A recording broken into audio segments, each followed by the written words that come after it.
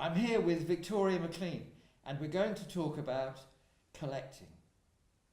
Now, we're always amazed at what people are collecting or doing, or their hobbies. Behind the scenes, we never know.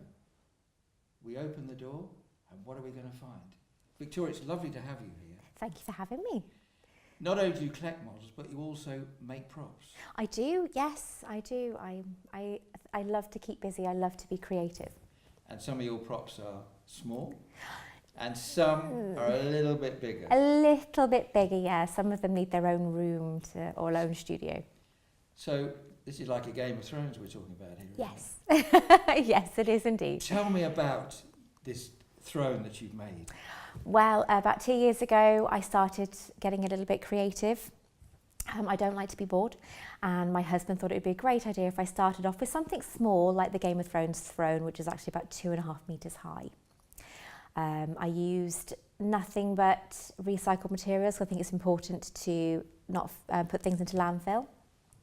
I used a dining room chair, and I basically built around the dining room chair. And 4 months later, I had a replica that I'd made myself, 2.5 meters tall, of the Iron Throne. Crikey. So it's not just stayed in your house, has it? This has been out a number of times? Well, it was actually in my shed for 7 months until a friend of mine posted a picture of it on Facebook and tagged so many people in it, and my phone just went nuts that day. So many Comic-Cons in the UK wanted to borrow it. Obviously, they're Comic-Con conventions where they have artists, actors from all sorts of cult TV programmes, films, and they wanted it for their shows to show off in their convention. That's absolutely fantastic. Yeah. Now, moving on from there, Yeah. you also have collections. I do. And who is the idol of all teenagers, really? Harry Potter. Harry Potter. And you've got some items here that... I do. I am very much a collector of the rarer items that were maybe brought out during premieres of Harry Potter films. Each one brought out their own. And I have literally over the past, I'd say, 14, 15 years been collecting. This is literally 2% of my collection. I have one of the biggest in the UK of Harry Potter memorabilia. Let's have a look at some of the things you've got. Right. A few things that were given in during premieres. This wand was from the Philosopher's Stone, and then only about 20 of them were made, and it's worth between £300–400 now, and it was given away for free.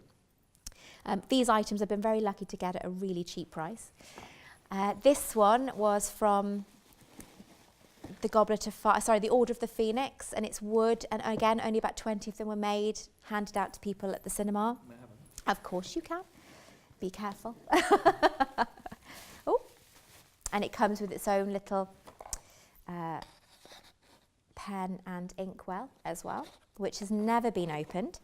There's Harry Potter fans watching this thinking, oh my life, they're amazing. That is amazing. Some people would look at it and think, why? I don't understand.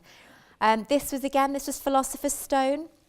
It was given to the press. Some of the press were taken on a bus, not knowing where they were going. There was a press pack inside this of all the information of the film, and they got to take this laptop bag home with them. Again, there's only about 25 of these ever made, and it is pure leather and beautiful and worth an awful lot of money now. Yes, it is. It's even got embossed in there. It Harry has, Potter. yeah.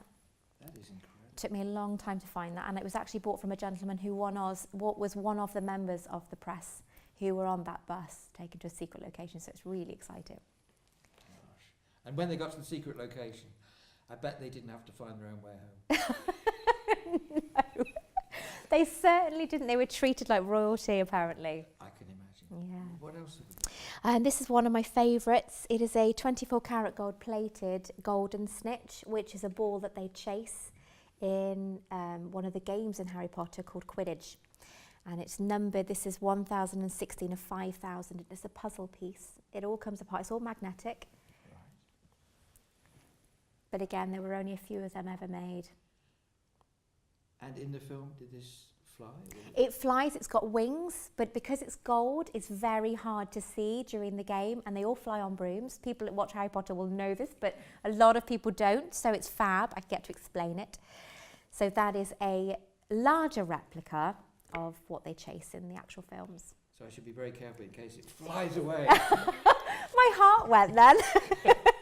This is a copy of the dragon's egg from Harry Potter and the Goblet of Fire, but it's actually a little music trinket box, and it plays music as well. It's almost like a Fabergé. It's beautiful.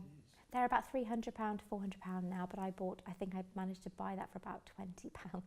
I was really lucky. That's amazing. Okay, should I put that there for now? Yeah. I also get a lot of things sent to me by companies, Noble Collection, for example, through Motion Pictures, and they send me freebies for me to show my fans that what they can buy, things like this. This is a Ravenclaw wax seal, and Ravenclaw's one of the houses in Harry Potter. And then we also have bookmarks of the houses there. There's Ravenclaw, Slytherin, Hufflepuff and Gryffindor, the houses. You talked about your fans, so Yes. you're obviously on social media. I am, yes, Harry Potter Collector UK on Facebook and in YouTube. You've got So quite a few followers. I've got almost 2,000 followers so far. But they love my videos because I'm a very clean, it's a very clean page where there's no bullying allowed, there's no swearing allowed, it's all very nice.